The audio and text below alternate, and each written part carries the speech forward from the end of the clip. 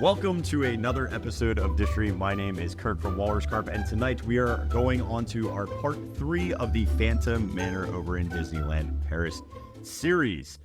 So we have focused right now on the concept, gotten all the way through the storyline of Melanie and the Phantom, all the way until we are now about to enter the portion of the attraction which is known as Phantom Canyon, which is basically a town that we're going to explore post-earthquake, earth-shattering, and there's lots of spooky things going on.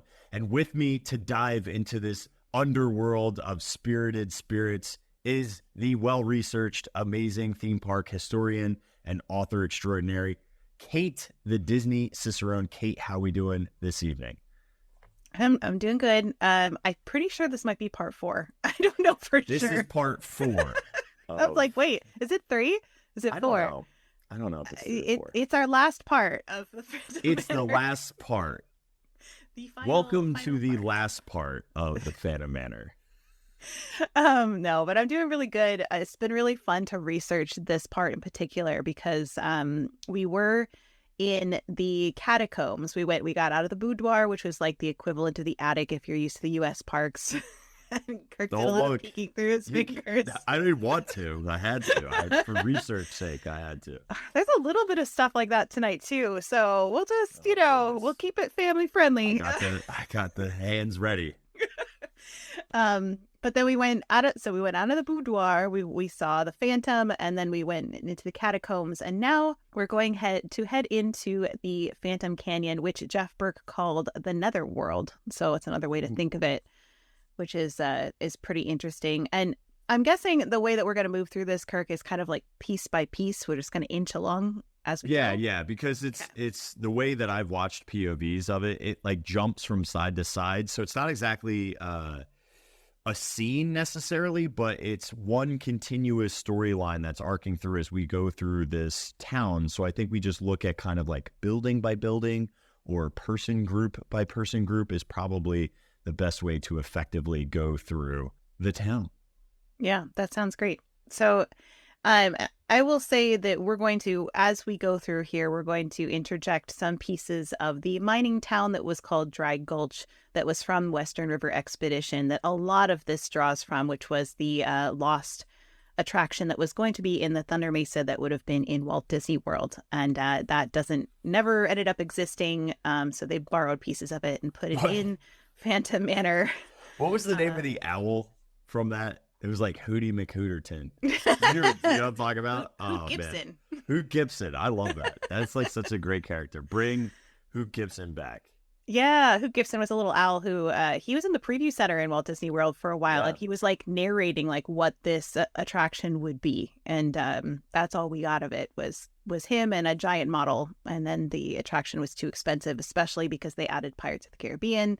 So we never got Western River Expedition, much to Marc Davis's chagrin. Very huge disappointment to him. Even he said to his wife, Alice, there's quotes from her as well saying how sad and disappointed he was that attraction never happened. So the Pirates of the Caribbean of the Old West, if you will, was something we never got. But we did get pieces of it here. So yeah, which is nice. And I feel like, Jeff and the other members of the team kind of play a lot on the homage and concept art from that gets integrated, especially some of the special effects. Yeah, for sure. And before we get into any piece of it, I do want to kind of just, we're going to introduce, I think, concept art from this all the way through, but I want to just point out that a lot of the color work that you'll see in this is largely inspired by some of the color work Mary Blair did for Western River Expedition, which we did talk about in that episode that we did about that. But so just to give you a little bit of context, she had this kind of like sunset homage where it was reds and oranges at the top of the scene, and then it faded into more of a twilight, greens and blues, and then the houses were all lit up and brightly colored. So just keep that in mind as we go through this section, and that a lot of the color that you see is also part Mary Blair. So it's not just Marc Davis. There's also Mary Blair in there as well. I know that makes you very happy. It does. It does. It so does. I do have like an overview concept of this area, which I don't want to get into all the little pieces of it, but I do want to show what we're headed into, which is this idea of this being this underworld of this old west town that got damaged in the earthquake. So it has like giant cracks and crevices in it. Yeah, do you see those giant, for those that are auditory just only, there's giant red, almost flames. Like, think of like Journey to the Center of the Earth, kind of like a tectonic plate crack, fissure, lightning bolt through the center of the town that rips it kind of across. It almost has a volcanic look to it, even though it is representing an earthquake fault line. Yeah, and there is, we'll see as we go through, there's Big Thunder Mountain is kind of in the distance as well. So it's almost like you're outside in the, it's almost like the Upside Down. If you're a fan of Stranger Things and you think of like the Upside Down as like the world like it is up there, except it's like the haunted world. So that's why they call it the okay. Netherworld, I think that's fair. I think this is, again, one of the really unique features that we have to really harp on for folks. In the Haunted Mansion, you're just outside of the mansion, and I guess that would be Liberty Square in Walt Disney World. And so I think about this in the connection, though, with another attraction, which doesn't exist in any of the other mansions.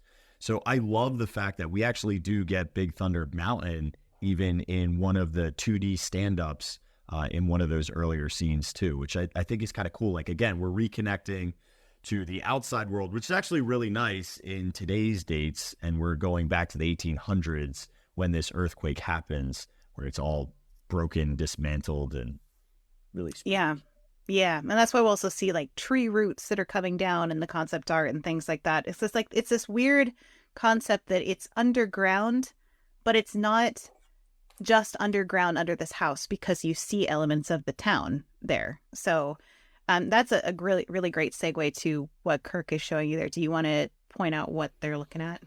Yeah, so just to what Kate was talking about, there's physically, structure and building wise, the underside of the roots of a giant tree, which I'm going to make a fair guesstimate that is probably the oak that's above us. And it's reaching out to, on the bottom, you can see the track for the Doom Buggy, moving to the right of City Hall and Ghost Town. We also see the first time of some figures that are inhabiting this town, with a mayor who's holding the key to the city. And also on the baseline on this pathway that the Doom Buggy takes are those fissured cracks from the earthquake as well. And then to Kate's point earlier about that color work, we still see that kind of here, in particularly when I look to the right on that sunset with those deep purples and magentas and almost like pinks for our sunset landscape a la Mary Blair. Yeah, and I'm, looking back at this first concept that we showed as well, you see the tree roots are there as well for that oak. So we talked about this in our previous episode, how the oak really seems to be symbolic in this attraction, that it stands for, it's a little bit ominous and power and strength and struggle. Like it's like all these things. So it's really interesting that it's so prevalent in that concept art, but it's not necessarily something you like notice when you're going through it. You do notice there's trees, but not necessarily to this extent. They're like, oh, these roots are reaching for me. Like you don't get that quite as much. Zero. How that turned out. I don't get any of the, watching POVs online of this attraction, I don't get any of the significance of the tree at all. Like none. Zero. Yeah. It's not even a factor. It's there. It exists. It's not a focal point. And I think the biggest part of it is the lighting that they elect to use in that first section. No, I agree. So when you're going on the attraction, one of the first things you see in this area is you're pointed at this like ghost train area. Essentially, there was going to be this ghost train, which is a steam locomotive that was bursting through a tunnel and then pretending to charge towards guests, kind of like Mr. Toad's Wild Ride, if you've ever been on that, and how it looks like there's a train coming towards you. And they would combined with light, sound, and smoke effects. So it would have been like a train's coming towards you. And then they would have had an audio animatronic of a railroad worker, which is what Kirk is showing you there, with a lantern that would have stood nearby, which was kind of the equivalent of the Haunted Mansion's caretaker. If you like, instead of the Phantom, which we have now, this would have been more of like the caretaker vibe from this guy. As soon as we enter to this outside space, we run into the Phantom on the right-hand side. And this is later on where we see this segue into the town, because we immediately exit the boudoir. We head outside. That's where we see the bust as well, and all of those skeletons that remind me so much of the beginning of Disneyland's Pirates of the Caribbean. And then we enter into the town where it's almost like a second caretaker or second opening, you know, because this is a whole separate element. Yeah, it's a really good introduction to the scene, because if you think about it in terms of the Wild West, right? Like if you're going to a Western town, you're probably getting there by train or by like stagecoach, right? Those are the two ways you're going to arrive. Teslas. We did. Where can I plug in? Well, we did see, right, the hearse right before that, which was in our previous episode. We saw a hearse. So that was one way you could get to town, or the other way would be a train. So this is you arriving in Phantom Canyon by train. So it was easy to calculate horsepower back then. You just counted how many you had. So a lot easier. So this is what more like what we actually do have for the ghost train, which includes an animatronic ticket master who's giving you tickets to the underworld. And the ghosts would peel off the train as it went by, and they're spirited passengers, so to speak. And then the pulse of the train would have been added to the music soundtrack as well.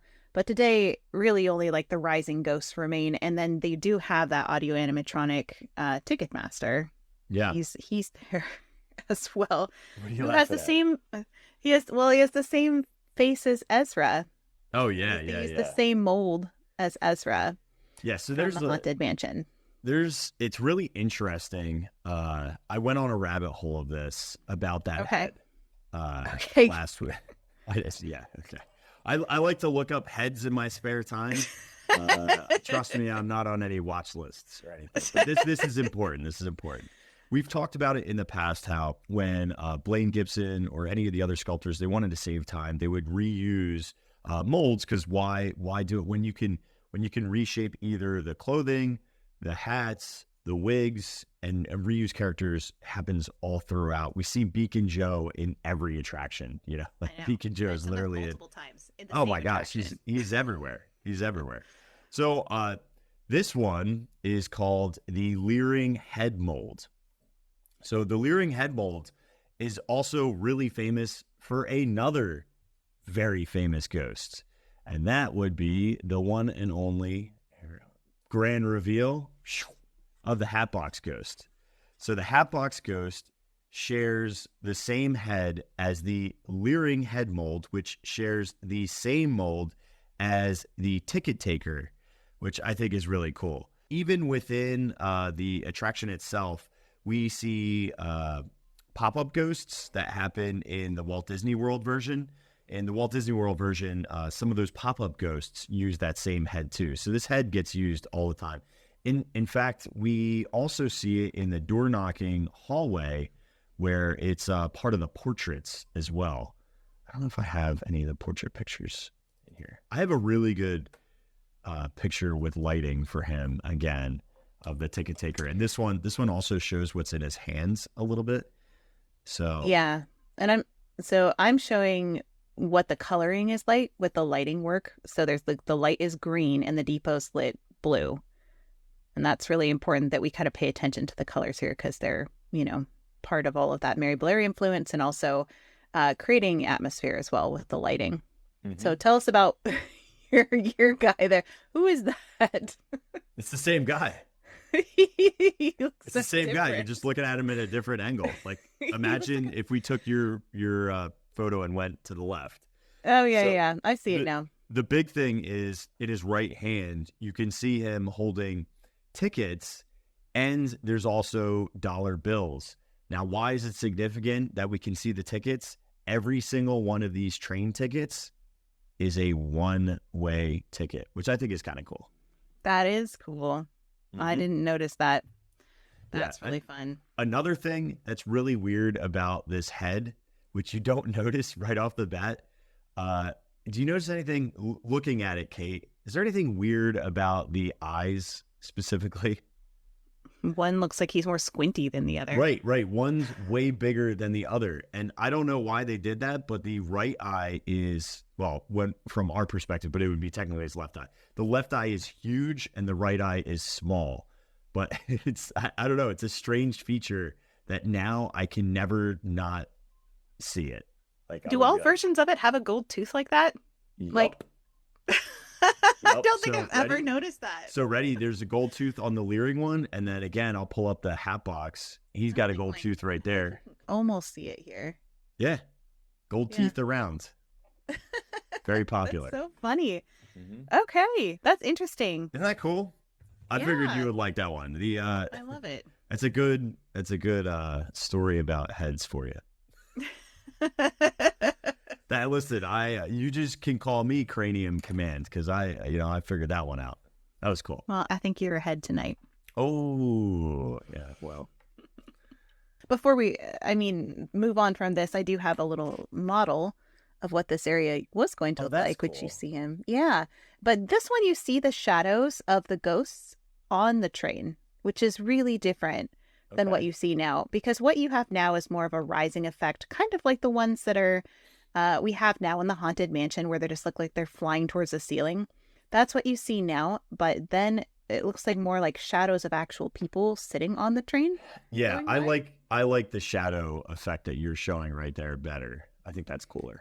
Yeah. Or I think it would have been fun to have a train coming towards you, but then it changes the storyline to you're becoming one of the ghosts because something happens to you. So wouldn't be the first time that we got offed in a mansion, so that's true. The only other thing I can show is the train tracks. This is what it looks like now. It's like you don't really see any ghosts. You don't really see, except for the ones rising towards the ceiling, but you do see the railroad tracks are illuminated with fluorescence. And that's about it with the rising ghosts. So I couldn't even tell it was a train depot except for the ticket, dude. I was like, oh, that's a depot. But when you go by it, it's just like a porch. Yeah, it's real quick. Real quick. Shall we move on to Town Hall? We shall. Let's do it. City Hall, as it says here. You already showed the concept art for this. I think it's really interesting that in that concept art, there is a trio of people. It's not just the mayor. There was going to be the mayor, who is recognizable because of his skeleton key to the city, his wife, and then the councilman was going to be with him as well. So this was going to be the French equivalent of the 3 hitchhiking ghosts, which is why he has this. I'm getting a little bit ahead of myself, but that's why this particular mayor has the same audio that we are used to hearing the ghost host say in Paul Free's voice in the Haunted Mansion, like, there you are, and it's like, and then a ghost will follow you home. That's why he says that, is because these were going to be the 3 kind of hitchhiking ghosts that could potentially follow you home in the original concepts. Okay. Which, I was like, how come we don't get any sort of hitchhiking ghost situation? Well, we kind of do, but we kind of don't, because we still have the mayor. And I'm guessing you went down you did some head hunting. Did you, you probably found out about this head as well. I did not. Please enlighten me. You didn't find out about this head? Enlighten me about his head. Okay, so this one is, looks like the Dreamfinder. Yes. Is it the Dreamfinder? It's the Dreamfinder. I'm looking at it here with his beard. That looks like the Dreamfinder. Yeah, that's crazy. Yeah, same That's head so as the funny. Dreamfinder. He stole my moment, but it's fine. It's fine. I'll move on. I'm sorry. I looked at his beard and took an educated guess. Don't be mad at me. I didn't think of it. I had no idea this was a reused head until you said it. And then, it just so happens, if you look at the beards, it's like they took the Dreamfinder's head and actually put it on this dude. Yeah. So it's red, bushy, and it's long. It's almost styled exactly the same. Yeah. And what's unique about the mayor is that he for those of you who don't see the photo we have, is that when he lifts up his hat to tip his hat at you, so to speak, but his head comes with his hat. So his head and his hat both lift off his shoulders when he talks to you. And it is Paul Frees's voice, the ghost host in the U.S. parks. So he invites you to be the... Yeah. It's a little weird hearing Paul Frees at this point because we really haven't had him. So it's jarring to me in a little ways, and I don't feel like it fits necessarily, but it's also an homage to like literally tipping a cap to the origin. So I'm not against it. It just feels out of place when you're watching POVs and you hear the voice. Yeah, it was actually, I laughed out loud when I heard it. I was like, he says, there you are. I was like, well, where have you been? Yeah, right, dude. You haven't been on the whole thing. You've been alone this whole time. It is weird that he says that. And he does say, beware of hitchhiking ghosts, which again ties back into that idea that he was going to be one of them. But he's holding a giant skeleton key, which would be like the key to the city. Yeah. And there is also there's a raven above him as well that is a nod to the original ghost host concept in the United States. They were going to have the raven be the ghost host. That's why the raven is in every scene. But then they figured out the raven kind of blends into the background too much for people to understand that it was the raven talking. So they just made the raven a raven, and they made the ghost host a disembodied voice. So, and we do see that original tree trunk concept art, a vulture on the left-hand side, but there's also a raven above the original trio in the concept art. So it's cool that there is one there. Yeah, and he's pretty prominent too. They're not hiding the fact that he's there sitting on a branch. Yeah, it wasn't like just like filler. It's clearly was meant to be there and portray. So, and before we go too far into town, I do want to just show a little bit of the concept art from Western River Expedition to just kind of start introducing the idea of what this town looked like. So again, we saw Mary Blair's color work, but then this is more of what the model looked like, where you can still see they integrated that color work here. And this is all Marc Davis's concepts. I went down a little bit of a primary source rabbit hole with the Thunder Mesa Daily Messenger, which it's important to note the time period of when this gets published. It's after the refurb. So this is on Tuesday, April 30th, 2019. And they're actually talking about the manor being reopens the old Ravenswood estate after the official investigation of what happened to Melanie and Henry and Martha. But at one point they mention a mayor's name. Now this is the current Thunder Mesa mayor. This would have been in 2019, Artemis L. Hector, which I just thought was interesting to name.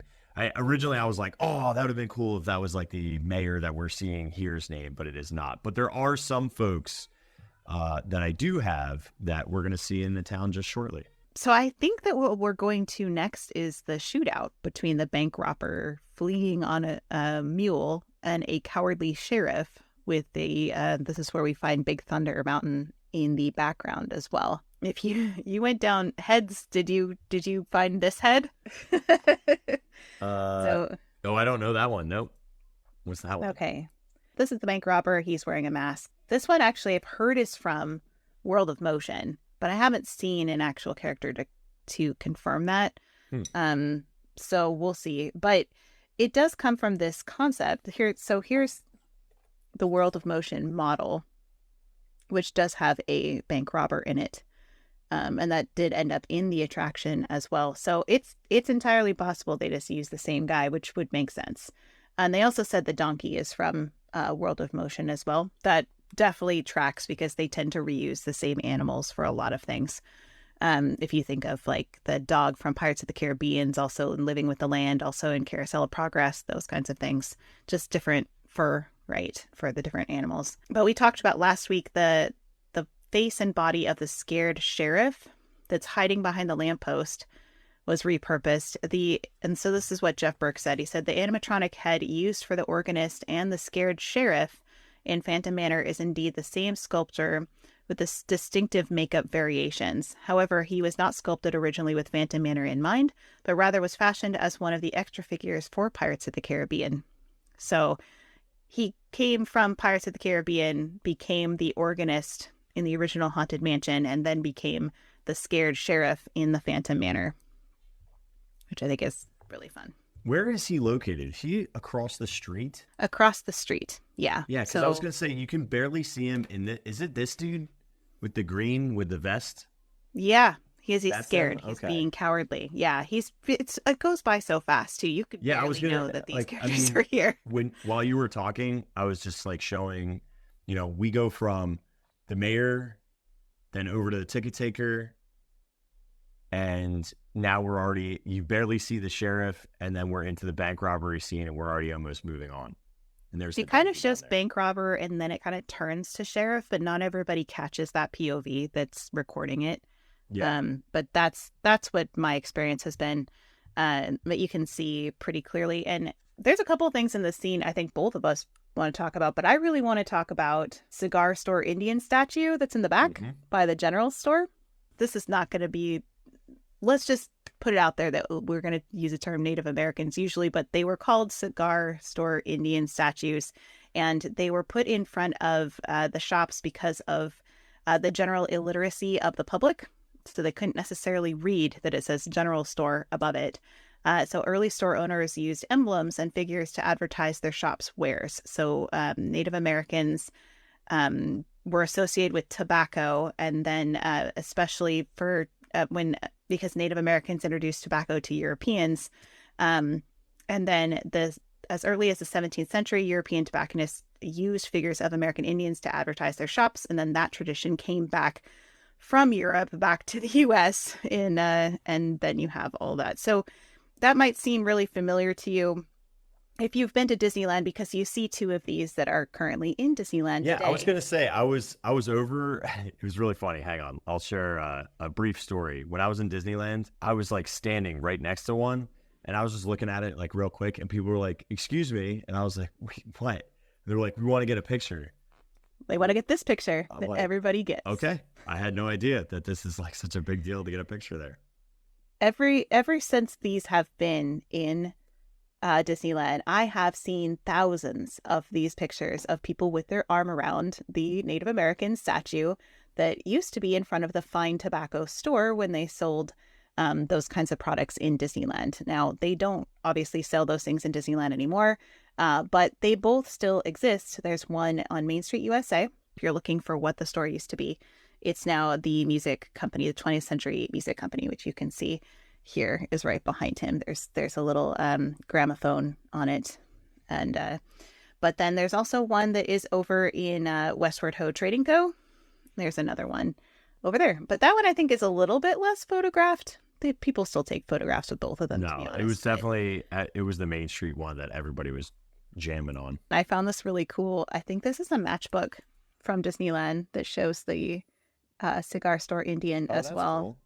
That's yeah, cool. that shows Main Street USA. Souvenir. And it has this tobacconist. And I also forgot to mention that you'll see this if you're in Pinocchio ride. And we talked about how these are also, there's gigantic Native American statues in there holding cigars as well. And that was in the movie and also the attraction as well. So so those show up as a symbol for tobacco.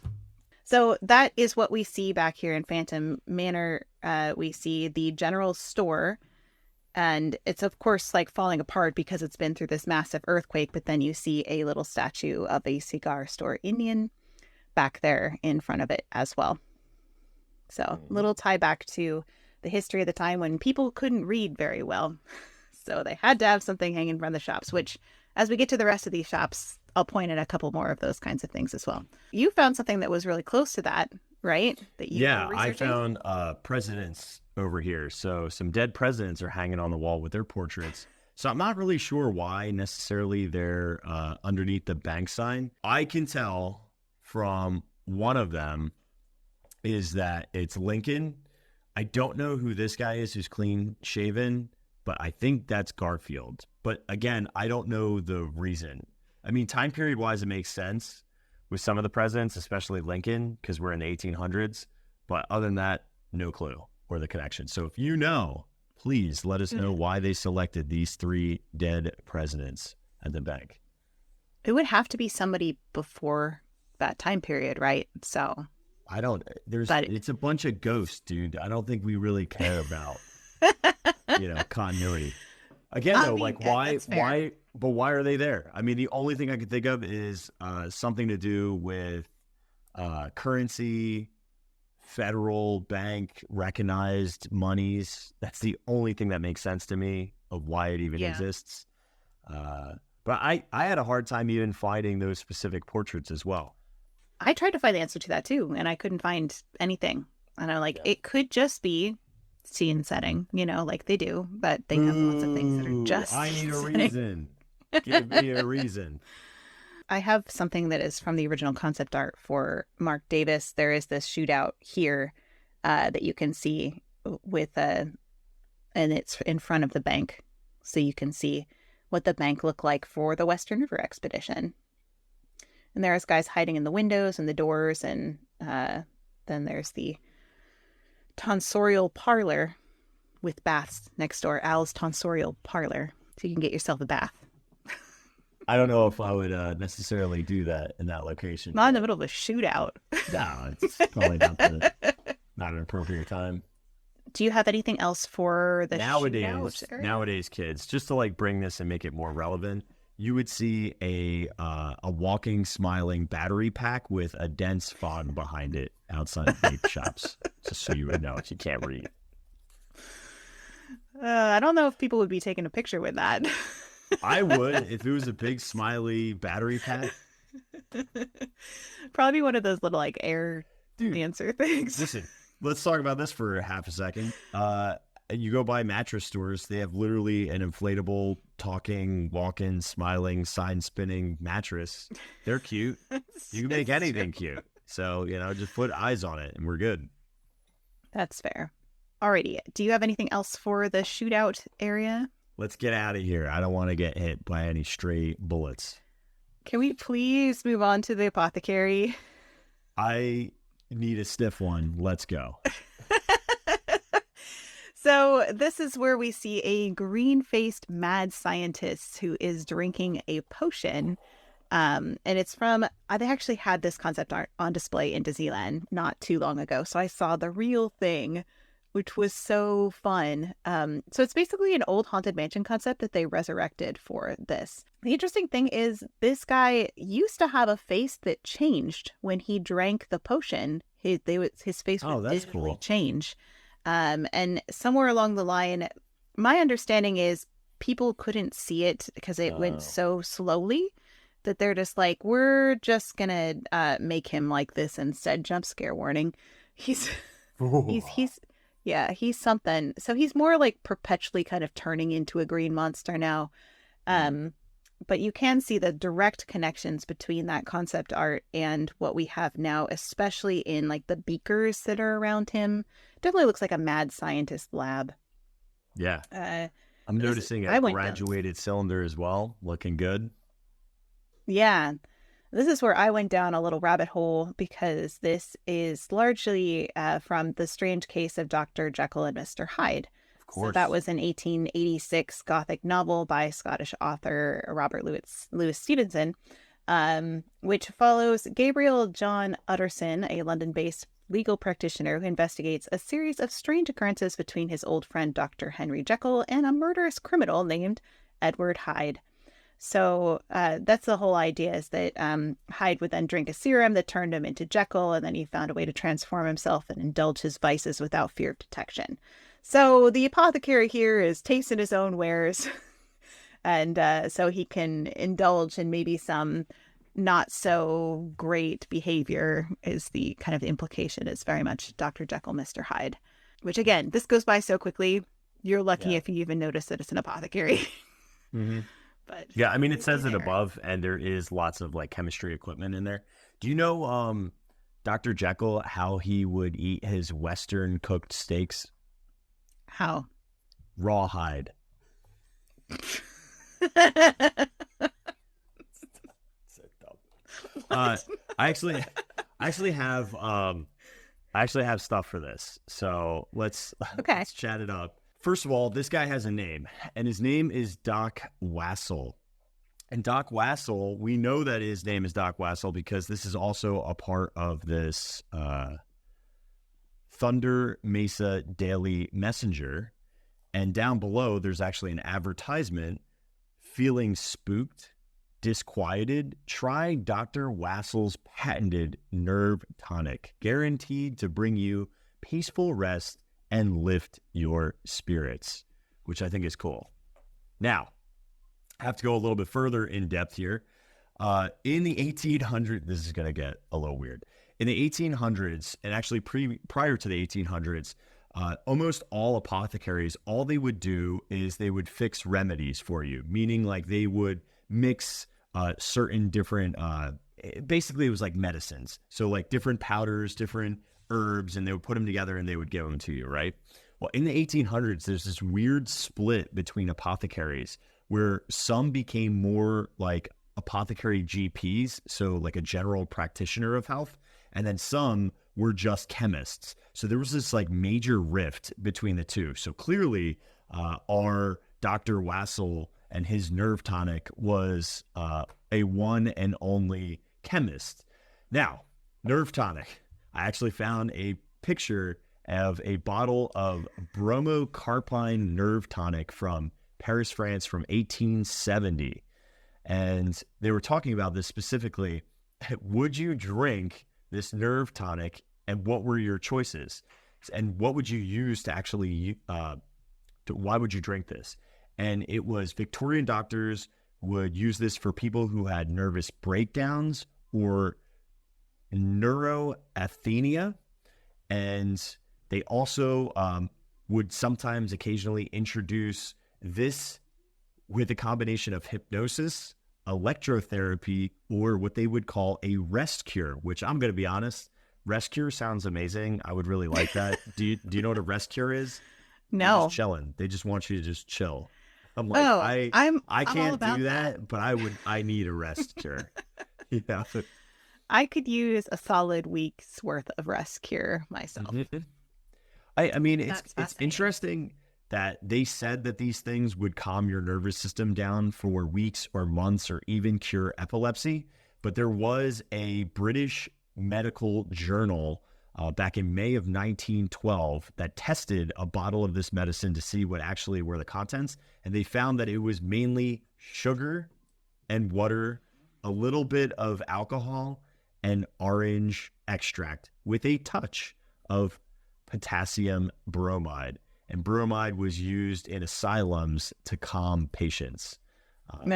But if you took too much of it, you would become disoriented, depressed, and there also sometimes were traces of pilocarpine, which was a drug that would boost the production of both saliva and sweat. So not only by drinking this nerve tonic, you would not be calmed, you would not be quieted, but in fact, you'd be drinking orange sugar water with booze that made you depressed, disoriented, and you would also be drooling and sweaty. So lovely. That sounds great. That's why those guys jumped town so quickly. Oh my gosh, yeah, dude.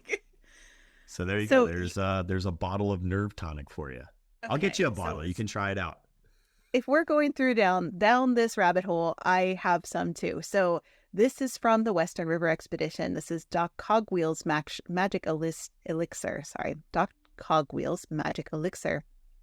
And so he was basically like, a tonic salesman. So this is in Marc Davis's original concept art and shows him selling his wares to the local people, using actually Native Americans to sell the product, which is really interesting. And I know that they did change that later. They swapped it out for different people. But in Disneyland Paris, in their shooting gallery, they actually have something that is N. Clement's Weather Thunderbolt Elixir Miracle Heavens. Well, isn't that kind of funny too? I'm not pulling it up right now, but doesn't that look really similar to the Walt Disney World Big Thunder Professor Isobar's weather machine? Mm-hmm. Very, very similar to that. Really similar.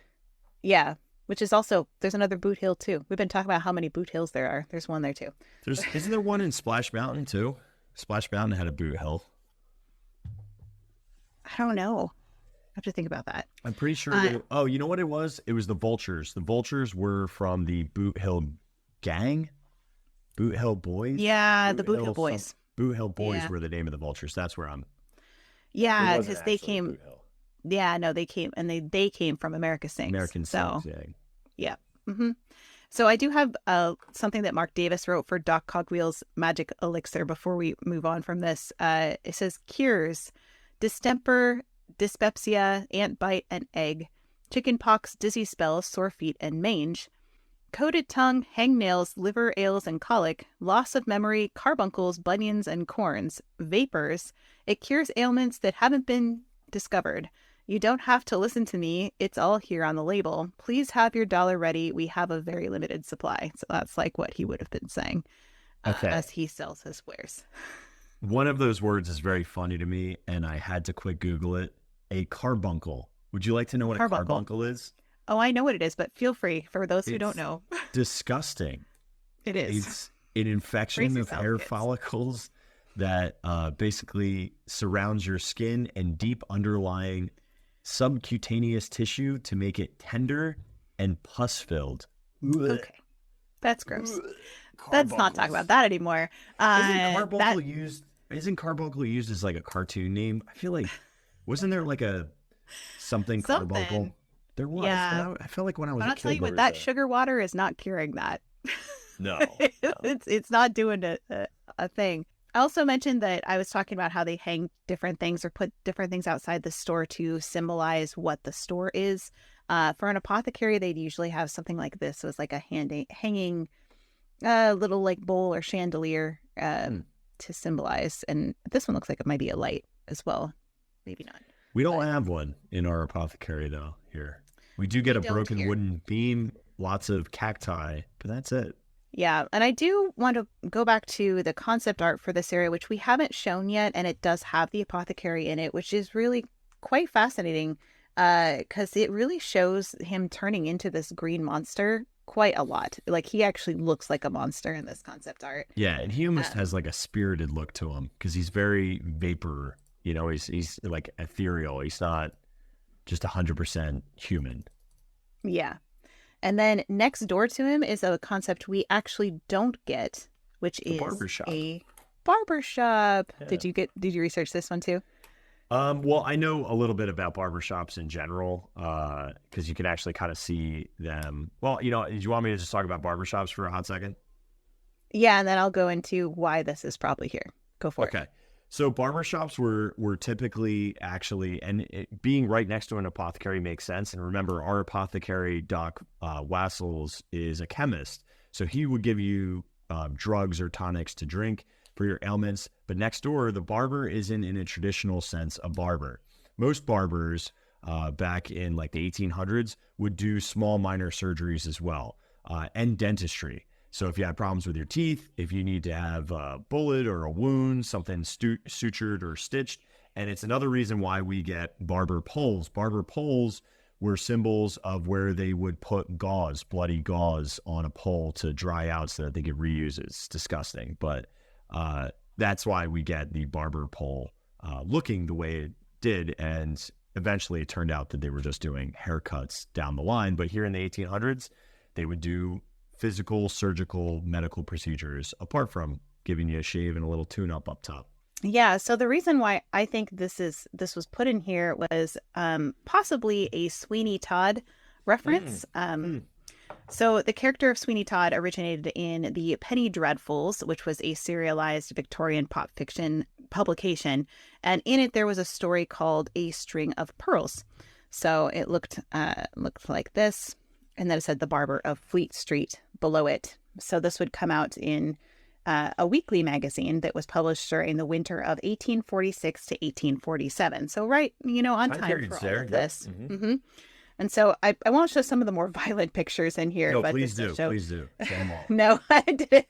No, I'm keeping one of them down because it's pretty there. But set in 1785, the story featured as its principal villain a Sweeney Todd, which included all the plot elements that were used in later versions. So this is essentially a murderous barber story So people would disappear when they go to his barber shop. And time out. There were some food shortages and there wasn't a lot of good meat. So I feel like it was just filling a market gap that Sweeney Todd was like, you know what?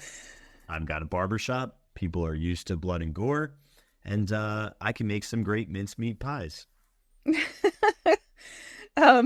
The story was turned into a play before the ending had even been revealed in print. That's how much people loved it. And an expanded edition appeared in 1850, an American version in 1852, and a new play in 1865. But what you guys might know it from is the 1979 Broadway musical by Stephen Sondheim, Sweeney Todd, which I think we all know from The Office when when Andy sings Sweeney Todd and stars in it. But yeah, but this is 1870s. Sweeney Todd was like familiar to pretty much anybody in the Victorian era. So I'm pretty sure, especially with Dr. Jekyll, Mr. Hyde next door, that this would have been a Sweeney Todd reference that we just unfortunately lost. So, which is a little sad. I think that you're probably spot on. If there is a Dr. Jekyll, Mr. Hyde direct connection, then I wouldn't be shocked. But again, our time periods are perfect for utilizing both of those archetype characters, which we know that they draw from major literary sources all the time to build the mansion. So one thing that I found that they would have hung outside of, this is just a little aside, just for your knowledge, what they would have hung outside of pawn shops was these little 3 gold balls. And they still do it in a lot of places today, which I didn't know. What do they signify? That's where you can like get money or sell gold or sell, like it's like sell your valuables and then get money for it. So pawn shops, who knew? Yeah, no, I was just saying, like, like the barber pole kind of makes sense. I don't know why the apothecary makes sense. A lot of places they've changed that to like crosses, like medical or shields. It's like a mortar and pestle is like a very common one too, I think. Okay. So like an apothecary, I think that symbol has also been around for quite some time. In Epcot at Norway, Kringla Bakery has that giant pretzel-looking sweetbread. That's common for outside of Norwegian bakeries, so that you know that, hey, go get your sweet pretzels over here. Yeah, so it wasn't just in England, it wasn't just in the United States. It's been all throughout history. For people who were illiterate, they would put symbols on things so that they would know what they were looking at. Speaking of literate, and this hit my For You page, and it's very apropos to like fun literary stuff when you were a kid. Did you ever read the stories in a dark room? Do you remember those as a kid? Stories you should read in the dark? So no. So I think you're talking about this one, Scary Stories to Tell in the Dark, which there was multiple ones in that one. But did you ever read this one in a dark room? I don't think so. It was like a carryover of all these different stories. There was one guy who had like really funky teeth, but one of the stories is great. And again, I don't know why this is showing up on my FYP except for, it's like Halloween. There was a girl with a green ribbon around her neck, and you don't know why she has a green ribbon. She gets married, and then when she finally gets really, really sick, her husband says, "Can I please finally take off the green ribbon?" And when he does, her head falls off. It's just like but this is a level 2 book for kids. And I go, I think this is why I'm messed up. And I like horror movies and all this. Because I remember in 4th grade reading Scary Stories to Tell in the Dark. But before that, I know I read in a dark room. And then I was like, man, I got to get a copy of that book in the library and read it to my kids because it's really fun. Or have them read it. You're like, I'm so messed up, so I got to do it to my kids too. Yeah, well, I want them to enjoy the stuff. Yeah, it was like the teeth in the graveyard, the green ribbon, dark room, the night it rained, the pirate, the ghost of John. Yeah, I mean, it's. I never read that one. I did Scary Stories to Read in the Dark, and I did all they had like a couple. Of those, right? And I think those ones are horrifying. These are pretty tame, but even by like tame standards, yeah, I mean, you watch a girl's head fall off in the book. So anyway, sorry, small little Halloween tangent. On that note, shall we go to the saloon? I could use a drink. Bottoms up. So the saloon has so many tiebacks into Marc Davis and his original concept art. He did multiple versions of the Saloon. We have a ton of concept art for this, and I've heard so many Imagineers talk about how disappointed they were that they wanted to do so much more with this attraction and they didn't get to. And that's what we see with a lot of this concept art. Like, we were going to be 3 hitchhiking ghosts. There was going to be this barber shop. There's going to be all this stuff. And it just got simplified because of budget. So what you're seeing, Kirk is showing you there is the original concept art for Phantom Manor. I have one that's from Marc Davis, who is Dance Hall and Saloon, and has kind of a mother holding her children's ears as they walk by, which I think is my favorite part, so they don't hear anything unsavory as they wander by the saloon with the guys singing loudly. I can only Probably imagine. Something inappropriate. But I have a ton of this concept art, and but then you see also the pianist is in there. Now the pianist, this is what the pianist would have looked like in the original model for Western River Expedition. But it's a little bit different when we see it inside Phantom Manor. He is playing like a honky-tonk piano, but we see something coming out of the piano, which is a candelabra. It's a hand holding a candelabra, so it's not floating on its own. It reminds me so much of Kirk, the Haunted Mansion graveyard with the arm with the cocktail glass that's coming out of the grave. It's a trowel. Well, there's actually 2. No, there's a trowel too. There's a cocktail glass that's in the front, like right by the teacup scene, and then there's the trowel at the end. But yeah, it's very similar. Yep. And I guess technically it happens multiple times because later on we'll also see in the mausoleum scene. That's akin to that. But I also like that the candelabra gives us the endless hallway vibes of the floating candelabra as well, which I thought was cool. Yeah, it's a combination of both of those 2 scenes, which I think is really interesting. Mm-hmm. But almost all of Marc Davis's versions, there is a pianist playing honky-tonk piano, and the version in Phantom Manor is playing Grim Grinning Ghost, in case you're wondering what they're playing. But it's like, every time I see Marc Davis with Western River Expedition, he's like doing something to the saloon. Yeah. I feel like this was a highlight for him. Yeah, he clearly likes the bar kind of chilling, hanging atmosphere. It was lively. Yeah. And the other thing we see is there's just one. There's like one dancing girl.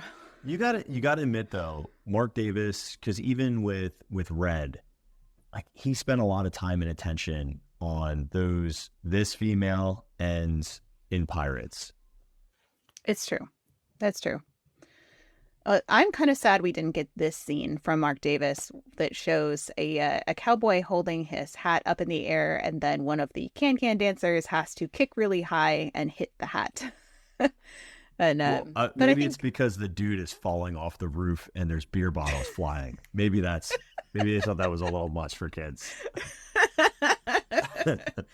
I mean, it's a saloon. Like, what do you want? But yeah, no, it's true. But you do see these kind of like can-can dancers. You only see one in the Phantom Manor who has a big boa around her neck and is hanging out with the bartender.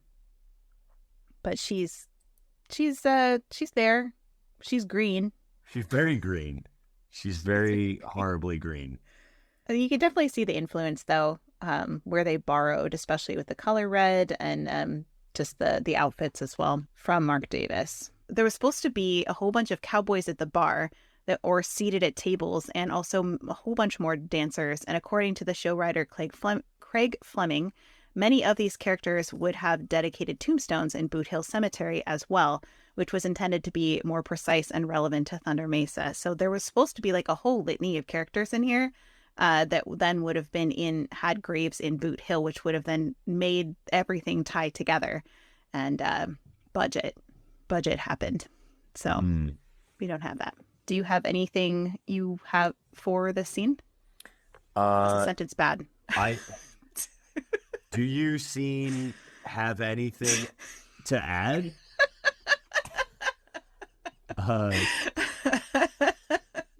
Sure. Wow. I would like to add one thing that is just like an interesting period piece. It's very hard to see when you're on the actual attraction because it's low. So visually it's on the ground, but you can see really well in this image is right to the right of the barkeep on the ground, next to the bar side, even where it has like the foot pedestal on the bottom of the bar, which I thought was an interesting thing they did not need to have. So I thought that was kind of cool that they have that. But there's a spittoon. If you don't know what a spittoon is, if you were using chewing tobacco, it was a place where you could hock right into this big old brass or metal receptacle to, it's really gross, but it's there. It's there. It sure is. Mm-hmm. I was trying to see how they've changed this. She definitely was not green before. Back she was in not. the original 1992 version, they made her more green and more ghostly or ghastly in this later version. So, yep, the spittoon is in the concept art too. Just noticed that. Oh yeah, look at it there. Which really was like a staple for saloons back then. So that makes sense. Ding. This episode's gross. Well, you guys want to talk about carbuncles again? No. I think that's a band on. I'm putting it on the band list for the band list are carbuncles. Okay. The rest of the time we do this. No more carbuncles. Sorry, kids. No more carbuncles. No. Should we move on to the poker players? We can go to the hotel, if you will. Okay, into the hotel.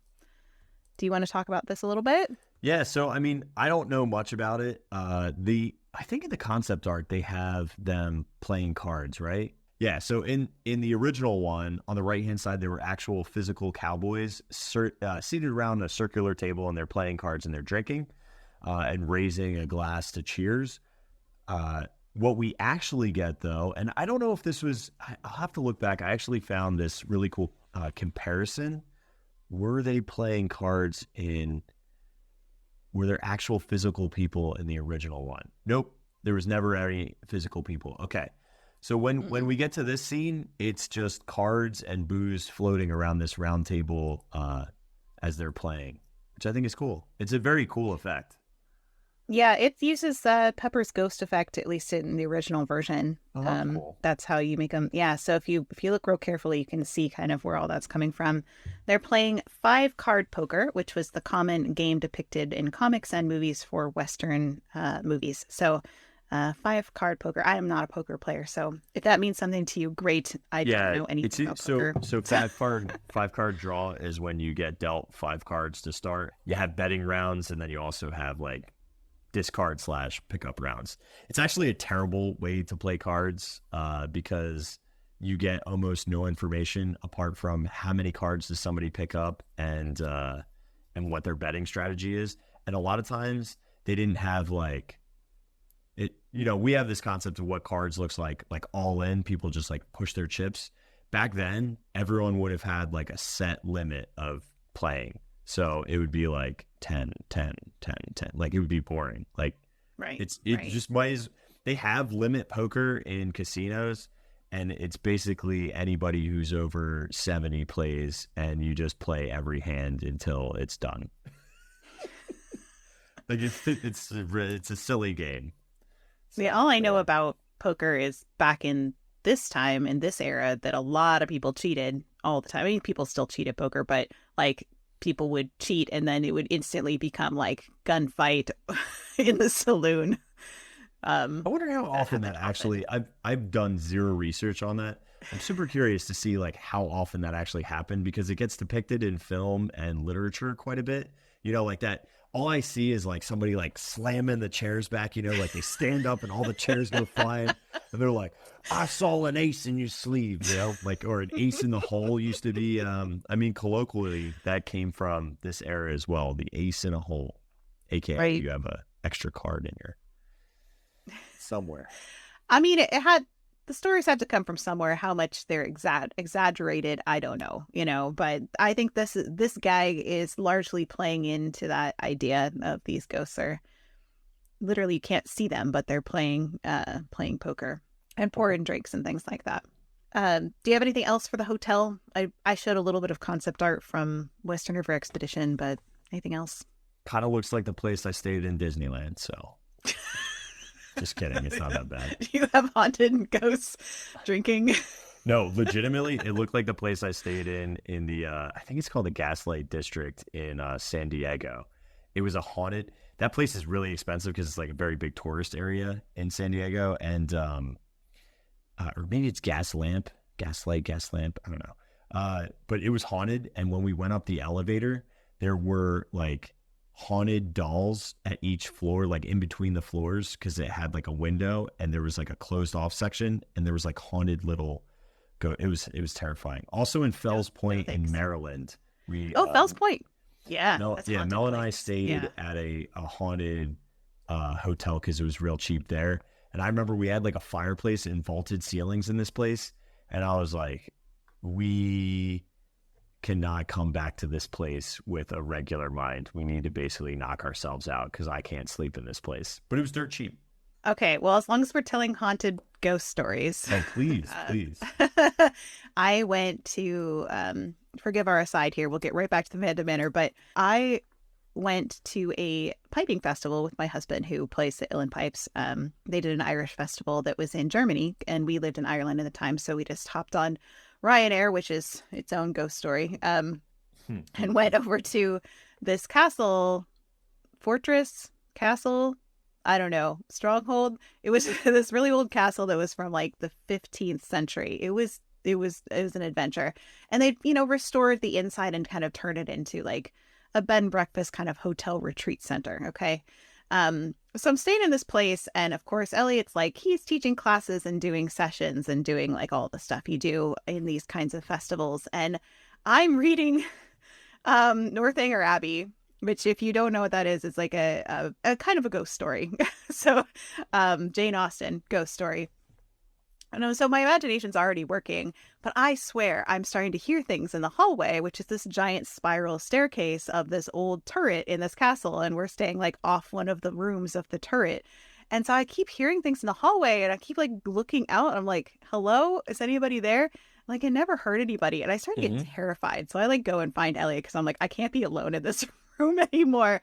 And it comes, so later I'm watching this like, Ghost Hunters, Ghost Adventures, who knows what those shows are, and they're like investigating this place.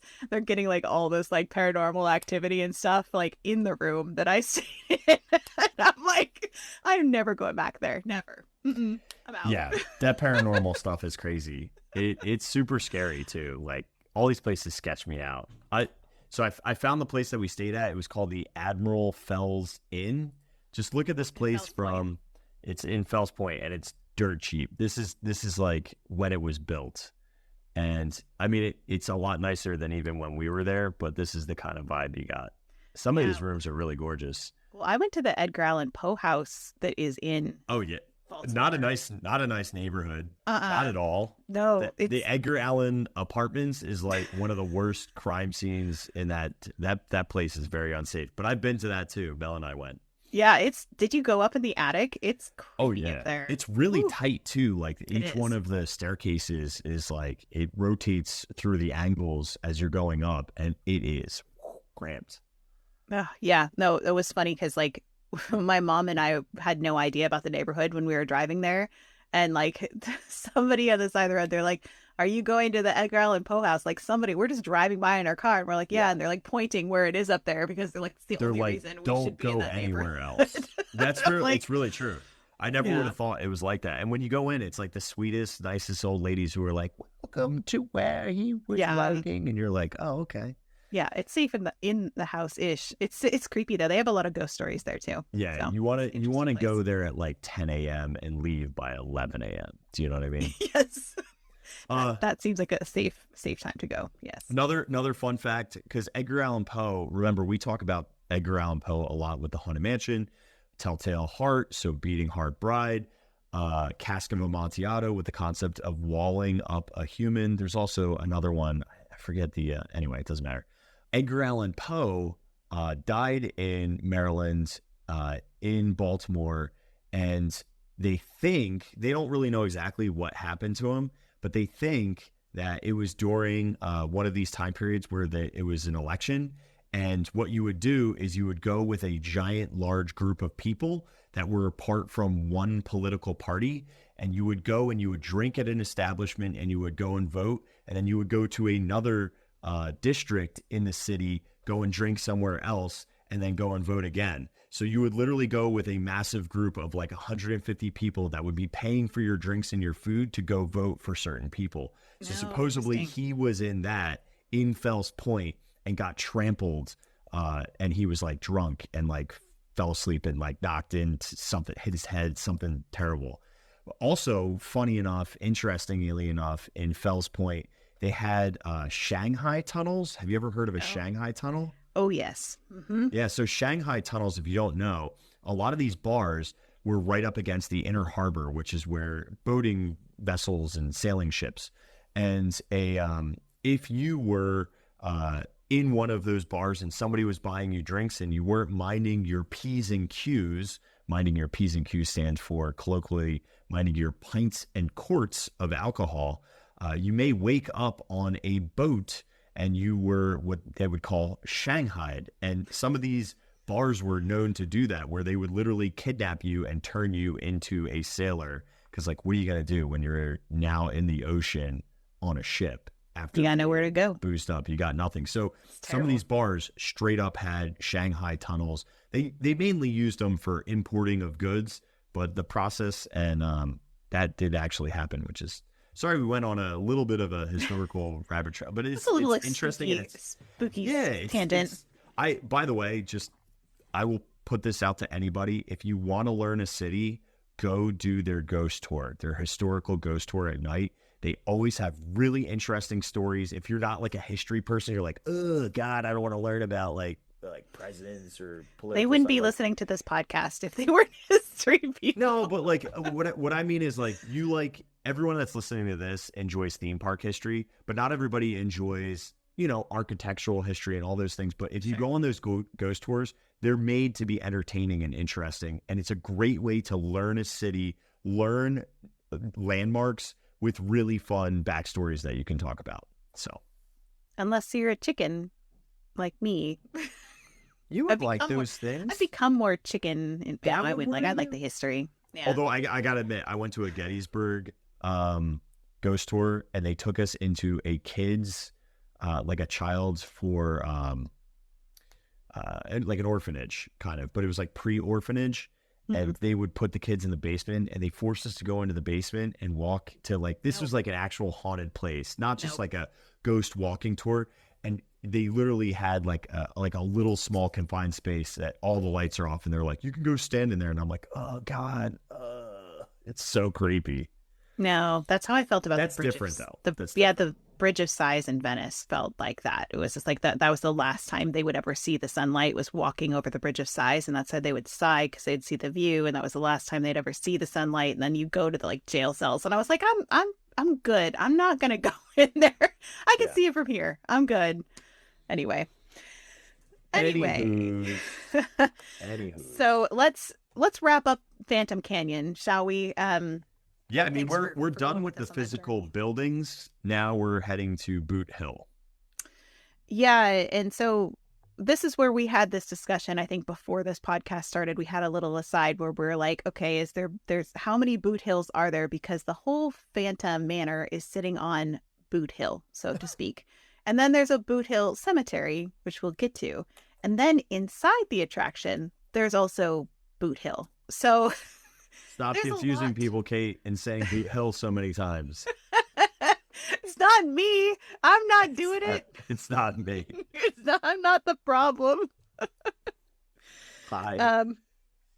So we do have some concept art from this area of the attraction. This, if you were in the U.S. equivalent of this would be where you'd see like the knight and the opera singer and the guy who's has the trowel, who's in behind the brick wall, and then you see the raven, and then you go out to see the hitchhiking ghost. So yeah, it's like we're almost into a crypt.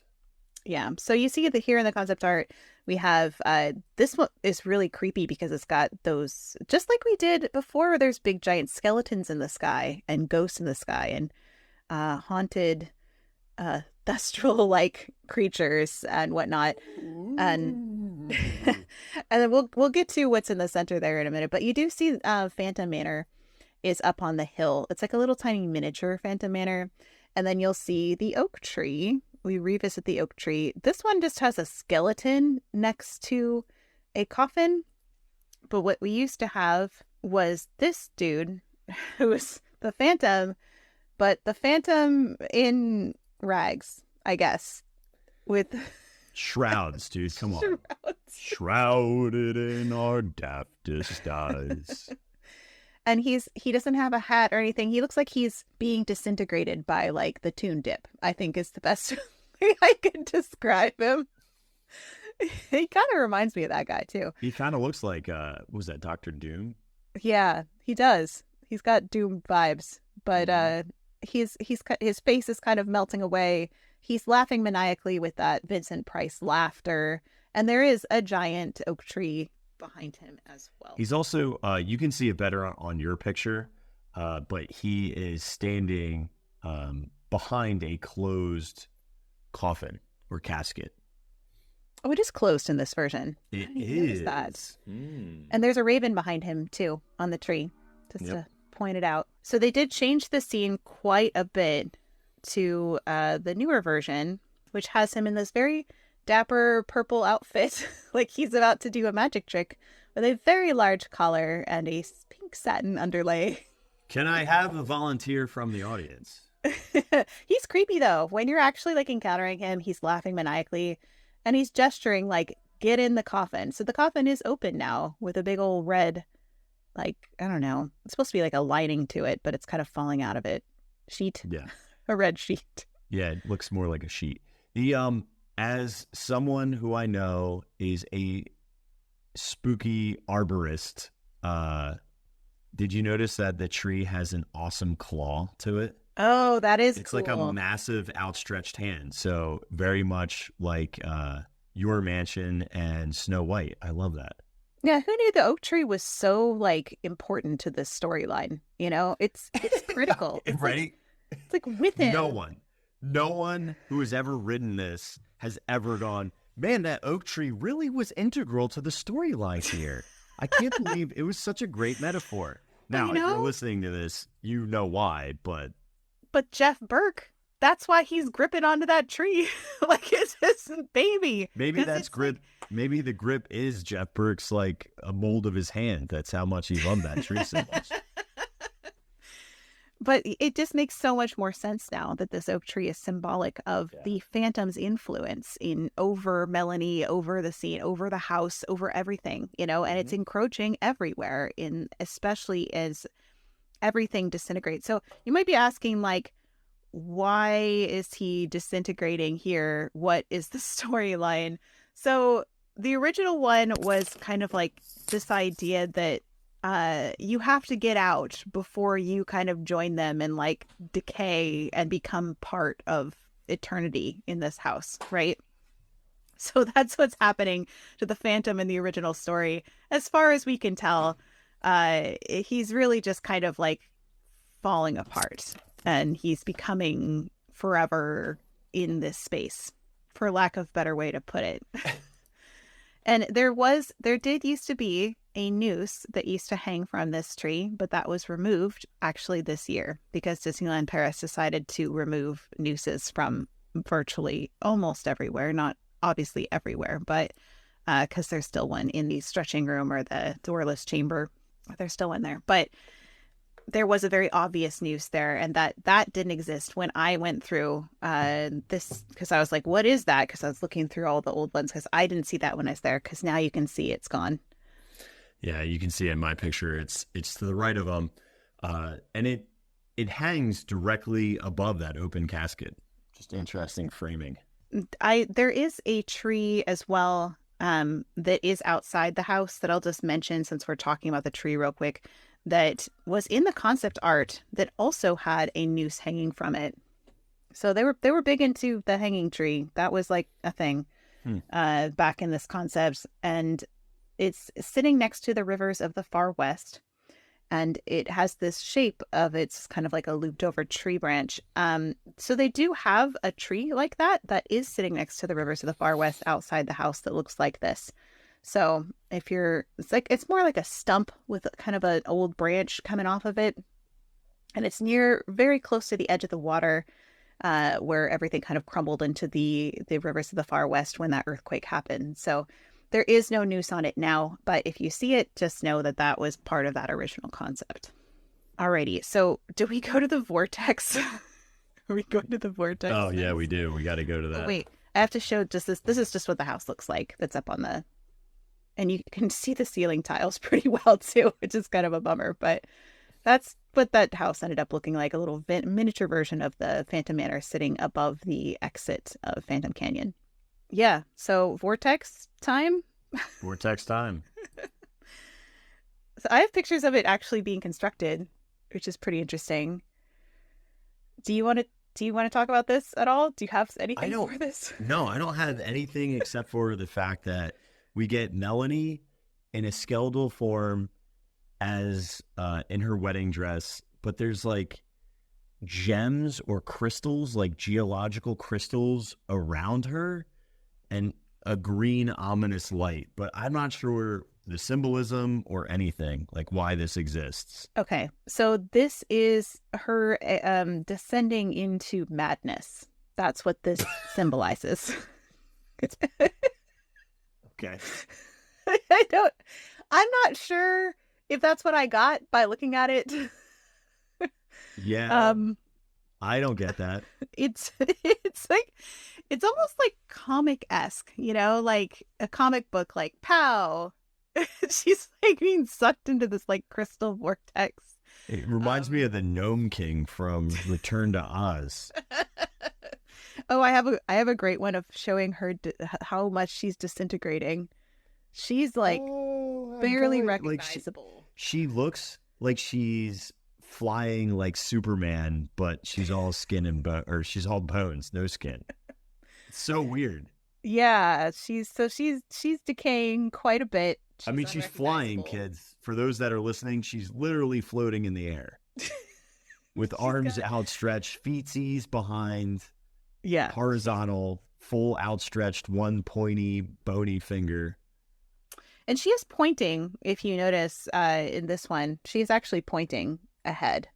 So, which is interesting to me because I'm like, maybe she is like warning you of what's coming next, because in this version, after this is when you see the Phantom peeking out over the car, which we'll get to in a second. But yeah, the vortex is supposed to be here, descent into madness. It's clear that they were like, what is this? We're going to take this out. When they did the like revamp of the They spent a bunch of money on this too. Like you would think of like lots of work. Right. So out of all the things that they spend money on, like that was the thing. Do you know what I mean? That was that. Yeah. So they took that out, or at least replaced it with our four suitors come back with Sawyer Bottom, Captain Rowan D. Falls, Ignatius Iggy Knight, and of course Barry Claude. And this I think is fun. It's a mausoleum with their names on it, but one has a hand reaching out of it, which is Barry Claude. And in his hand, it's kind of hard to see, but there is an engagement ring. He still has hope that Melanie will still be his bride, even from the beyond. Poor Barry. Good luck with that, bud. he's like, still, here's my ring. I love you, babe. He's like, I'm still in it. I'm here. Where you at? I punched through a wall for you. Take a hit, sir. It's funny because like everybody else is like, I'm good. I already did enough. Okay, I forgot to mention something before this, but because we're talking about dead, decaying things, I got to talk about the cat. Okay, yeah. So back by that casket that was closed. Is this the mummified cat that we were talking about last time? Mm-hmm. Oh, I didn't find a picture of it. That's exciting and gross. So yeah, this is the mummified cat, and nobody's confirmed or Disney has no mention of it. Is this real? This is kind of like the pirate skull, where we knew there were cadaver bones in there prior, and most of them are removed, but is the one that's above the headstone still an actual, or is this a real cat that's been mummified or not? I actually think it's a mummified cat. It looks really real. It looks really real. So really real. It was by a casket. They've since moved it. But again, it's still here. I don't know where it is though. Is he somewhere near this dude? Not anymore. No, they've moved him in town. Okay. See, that's what I heard. I heard he was in the catacombs. Was that a joke? It wasn't. It just kind of came out, and I'm like, oh, that worked. So I was like, hey, you don't do funnies. We're doing funnies now. I was not trying, but it worked out in my favor. Oh, that is funny. This has been a really gross episode. The dry, mummified corpse of a cat used to lay on the catacombs floor. He was later moved to the train station scene. So somewhere in the train station is where the catacomb, the dried cat, jerky cat, is located. Let's go jerky cat. Jerky cat. Oh, poor kitty. Oh, I hope he had a nice long life. That's all. Are we talking about graves, or are we waiting on them? Waiting, because we're gonna do that. We're getting to that really quickly because we're almost at the end of this part. Okay, let's do it. I don't have a picture. Do you have a picture of the Phantom peeking? Because I don't have one. So I'm gonna give a shout out to DLP Welcome. They are a YouTube channel that actually has a really great video that's called, if you want to Google this, or not Google it, if you want to type this into YouTube, Phantom Manor comparison before and after refurbishment. So it's from 2017 and then 2019. And it does a side-by-side video, and it's framed pretty close. So this will actually show the original on here. They did a nice job at that. Yeah, they really did. It's just really well shot. But yeah, but you can see him kind of peeking up above. He's like looking. Yeah, he's just looking down. Like, hey, what up? So when they changed the storyline, they changed it from, instead of Melanie's kind of descent into madness and then like disintegrating, they took that away, and instead they made her just kind of go crazy because the Phantom's been haunting her for so long, like literally right behind her all the time for who knows how long. And so instead, she's supposed to be in the doom buggy with you, saying like, will you marry me? So, you already had 4 attempts at that, girl. Get real. I think everybody's trying to. Like, no, like we saw what happened, and like Barry Claude's still very much interested, so she should go ask him. Well, what else is he doing? Still in it. He's got nothing. He's literally sitting in a cement box. What does he got? She's a looker. I'll give you that. You know, the funny thing is that it wasn't really working when I was there, and she was not sitting in the doom buggy with us. She was like between us. It was like between the doom buggies, and I was like, "What? Why is she not in the doom buggy?" So I think the timing was not right. Yeah. For that effect. But yeah. So then that is digital, or is it a physical Pepper's Ghost for that? I'm trying to remember. I feel like it was actually Pepper's Ghost from what I saw. Yeah, because she's not moving. And the Phantom is behind her, by the way, in that too. It's almost impossible to see. You really can't even see it in this picture that I have, but the Phantom is still behind her, even as she's saying, like, will you marry me? Which is so much creepier. But it goes by really fast. Daughter, I told you this is the 4th time.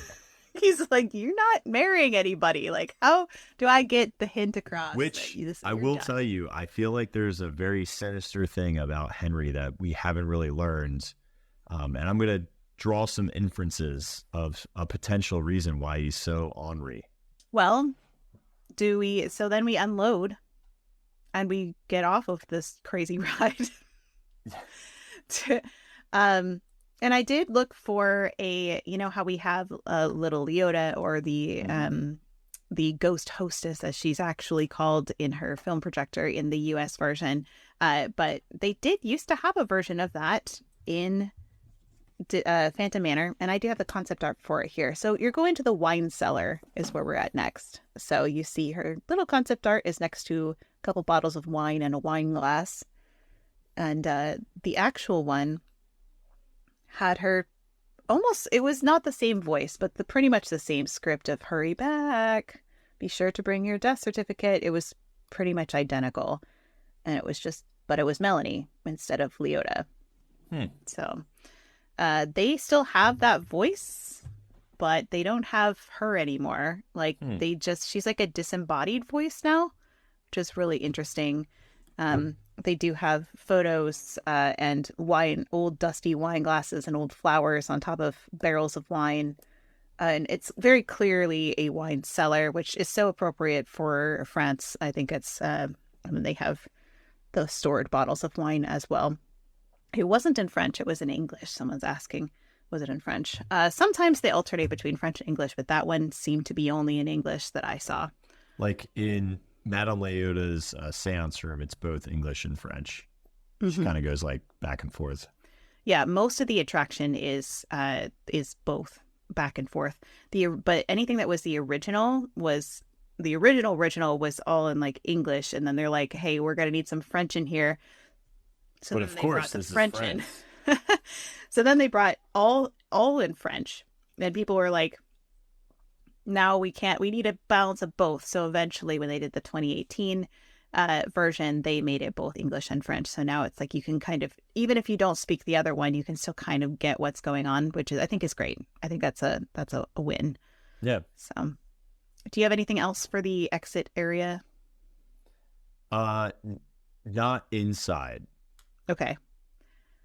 Do you want to go outside then? Shall we? I would like to do that very much. So I think there's two things that's really interesting when you come outside, and I'm going to come back to this sign that shows Boot Hill to the left as one of the options. But when we exit, and again, this is like the amazing tie over, as soon as you exit, you look directly out to Big Thunder. Again, reharping the fact that Thunder Mesa, Phantom Canyon, Boot Hill, Henry, the Phantom, Melanie Ravenswood, Phantom Manor, Ravenswood Estate, and Big Thunder are all intertwined as one giant story piece. This is why I find myself being drawn more to this manor backstory and the way they executed it, because it's just so beautifully well done and they intertwine together really nicely. Yeah, I agree. And they really wanted to make it more elaborate though. So I have a note from show writer Craig Fleming. Again, he said, "I have to say the Boot Hill tombstones, which is where we're headed next, weren't exactly what I had envisioned. I wanted to further the genealogy and history of Thunder Mesa by making all the gravestones relate to town personalities and to further the feeling of real place. Despite my suggestions, some whimsical, even cartoonish designs were added instead." So he really wanted to make it very like realistic for like the town members, and instead they're like, we're just gonna go with funny.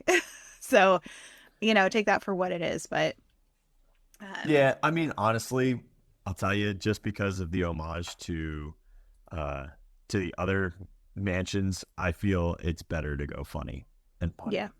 Yeah. Well, especially with the epitaphs that Exitencio wrote for all of his colleagues, which, by the way, though, I read a really interesting story about how the original ones were just kind of made on like fiberboard, or like, they were just painted on wood.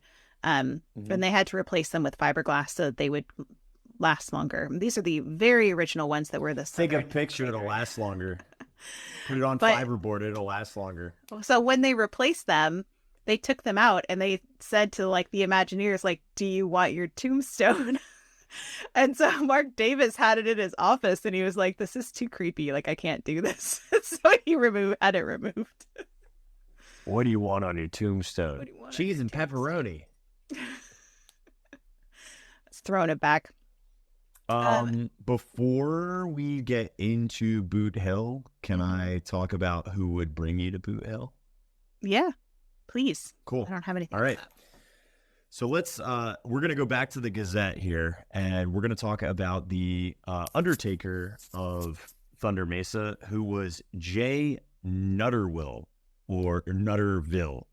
and or Jeremiah Nutterville. And he actually has an advertisement in the Gazette that says, secure your shady, is that repose or repose? Repose, yeah. Repose before your time runs out. New plots on Boot Hill are now available. See J. Nutterville for final arrangements. So he is the Undertaker, but also they, for just a very brief period, there was a moment where they had the Undertaker of Boot Hill and Thunder Mesa doing meet and greets. Oh, that's interesting. But what was weird is he was not standing out with like what we would consider like a Silas Crump caretaker of a cemetery with a lantern and a shovel and everything. He was just standing out with a stick. I like for like measurement's sake. Measuring, yeah. Yeah, it was like measuring like to for like, your coffin size. Right, exactly. Mm-hmm. So, but I thought that was kind of cool that he had his own meet and greet, just like Silas Crump did for a very, very brief period. Another one, this is just an aside, but I think you would like it, is for 2019, they brought back, do you remember when they had in the mansion those spirit photographs? Mm-hmm. Well, you could get them. James Collins had a spirit photography, and this was in 2019. It no longer exists anymore, but you could immortalize your visit to Thunder Mesa by taking a frightfully unique portrait with an extraordinary spectral camera, which we talked about spectral cameras when we did the Haunted Mansion series originally. So they had that here in Disneyland Paris. They do not have it anymore from what I gather, but it's kind of cool that existed over there, and there was a little bit of a backstory. Yeah, that's really cool. The only thing that I missed, I'm trying to think of from the manor, is I did find from this Gazette as well the name of the sheriff, which I don't know if we ever mentioned it before, but it's a fun name, Will Ketchum. Yeah. I like that. That's fun. Yeah. Well, shall we head into the Boot Hill graveyard then? Please. Final resting place for this. Let's look at some headstones. So before we go into like the actual ones that we do have, I'd like to talk just a little bit about some that we didn't get that they did have planned. There is one that ties back into a character that you do see in and around Thunder Mesa that's called Lavinia Rose. So there was going to be a concept for somebody in Boot Hill that was called Jedediah Rose, who was the blacksmith. And he didn't have any sons, so he taught all of his crafts and trades to his daughter Lavinia. And then the epitaph for this would have been Jedediah Rose, 1795 to 1859. My sledge and anvil declined, my bellows to have lost their wind. My coal is out, my iron's gone. My nails are drove, my work is done. Love, Lavinia. So it's actually very kind of like sweet epitaph, rather than it's like very emotional. There also would have been one that there is a spot for this that exists. So if you're ever walking, sorry, this is a crooked one because I grabbed it as a screenshot, but if you're ever walking around and you see this kind of big empty spot and you're like, that, do I stand there? Like, what do I do? Has 2 steps up into it or 3 steps up into it. This was going to be where Henry Ravenswood his brother Arthur and his wife Gabrielle Ravenswood would have been interred. So, according to an earlier version of the story, Arthur died 7 years earlier in 1867 of an illness after the mine disaster. And his wife, Gabrielle, died the following year of unknown causes. So he died actually after. He died after, 7 years after Henry Ravenswood died, because he died in 1860. And so they kind of like managed the estate, and then he got sick and then he passed away. So that was the storyline there. And they did have a dog that was named Goliath that ended up becoming Henry Ravenswood dog, which we talked about in a previous episode. And he was going to be buried nearby as well, but instead became a different one. So, and then the other one that I think is really interesting is someone in my chat here has mentioned that the manor resembles the Psycho House, which we did talk about how they both came from the same kind of concept art, or not concept art, the same art piece, and that's why the houses look the same or similar. But there is actually a tie back to the fact that it does look like that house, they were going to have a reverend named Reverend Bates. So if you remember the Bates Hotel. Mm-hmm. So Reverend Bates... Mother, why do you always do this, Mother? Talking about creepy, disintegrated, mummified things. So Reverend Bates's church was financed by the dancers of the Lucky Nugget Saloon. Yeah. So, sacred. So this is what it said on his. This is the concept art for it. So sacred to the memory of Reverend Jared Bates, who died August the 6th, 1862, erected by the girls of the Lucky Nugget Saloon, Bridget, Caroline, Lottie, Anna, Lulu, Fifi, and Sue. His flock shall sorely miss him. Must have been a big spender. Yeah. So obviously that's a reference back to Norman Bates from Alfred Hitchcock's Psycho. And so there is a wooden chapel that is visible inside Phantom Canyon scene near the end of the attraction. Right as you're going, right before the Phantom and the oak tree, there's a little chapel that's kind of in the background there. And that likely would have been the chapel that Reverend Bates was part of, which was conveniently located somewhat near the saloon. So, well, you got to pay for your sins somehow. I just think it's interesting that the girls of the saloon were like helping finance the church and his salary, and it's an interesting story. It's their I'm sorry, it's in the wrong place. This is the church. You can see it here. It's actually behind where the shootout is, and then Big Thunder Mountain is behind it, so you can see the chapel kind of sticking out there. So still located pretty close to the saloon, but around the corner. Well, do we want to talk about some of the other gravestones? Yeah, you want to talk about a fun one? Yeah, sure. There's a lot of them that are fun. Do you have a picture of the Boot Hill Bear? Yeah. Okay. So the Boot Hill Bear has like a wooden tombstone, and he was native to Thunder Mesa for over 20 years. And on November 13th, 1865, this bear killed and ate a squirrel, a cougar, and a human fur trapper in the same day. And the bear even seemed to take the trapper's hat as a trophy. And it's kind of fun because he's like using like an arrow or something to pick his teeth, which I think is fun. And then exactly 20 years to the day is when the Boot Hill Bear dies. Yeah. So and you see this little epitaph says, hibernating in happiness after years of happy hunting. Which is it's a little set that they have. So it has like the squirrel says breakfast time. And then the cougar says lunchtime. Looks like this. And then the hunter is dinner time. He also has a coonskin cap there, which is the one you were talking about. Yep.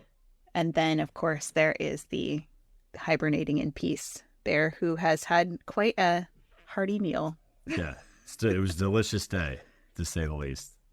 There's a lot of people that say that this bear is modeled after Big Al from the Country Bear Jamboree as a reference to Marc Davis, but I don't see the resemblance personally. I mean, it's a bear and he's big, so I get it, but no, it's not. It's kind of weird though. They're saying like because of the region and location, it would make sense for it to be a black bear, but it almost looks more like a grizzly bear. Yeah. In terms of size and shape, so it's just kind of interesting. Yeah.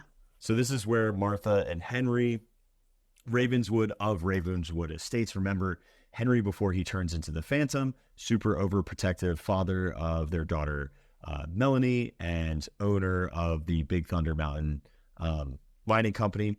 And their epitaph reads, quarreled and fought as man and wife, now silent together beyond this life. Now, it's important to note that, and I can't confirm this to be true, but think about the quarreled and fought as man and wife.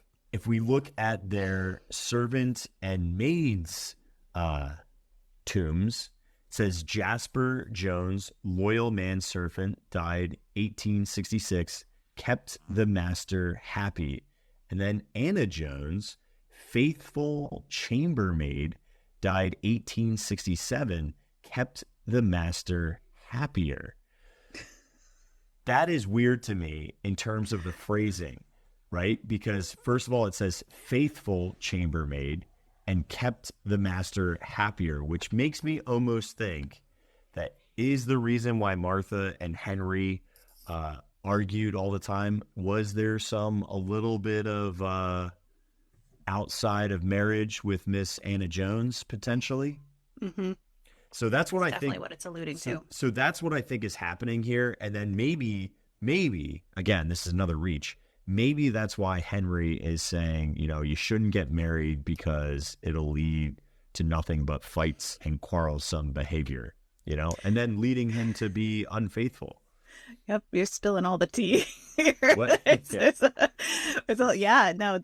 was absolutely, that's what they meant by that from everything that I've researched, it was to allude that they did not have a good marriage because he was cheating on her. Not good. Not good, Henry. The Jones siblings they were companions to Melanie growing up too, which also makes it creepy. So it's like, it's like all of it's like, But that's also kind of normal in some way with someone who watches your kids. It's a weird thing. Yeah. So Jasper Jones passed away when his horse was spooked by a rattlesnake and he was thrown off an animal. So that's how he passed away. I don't have information on how Anna did, but that tomb of the two siblings, that's where the Goliath, the undead dog, his tomb would have been. Had they kept the Arthur Ravenswood storyline there. So full disclosure, I did not get to see this when I went, which was so sad because it was under renovation. So I didn't even know that it was there.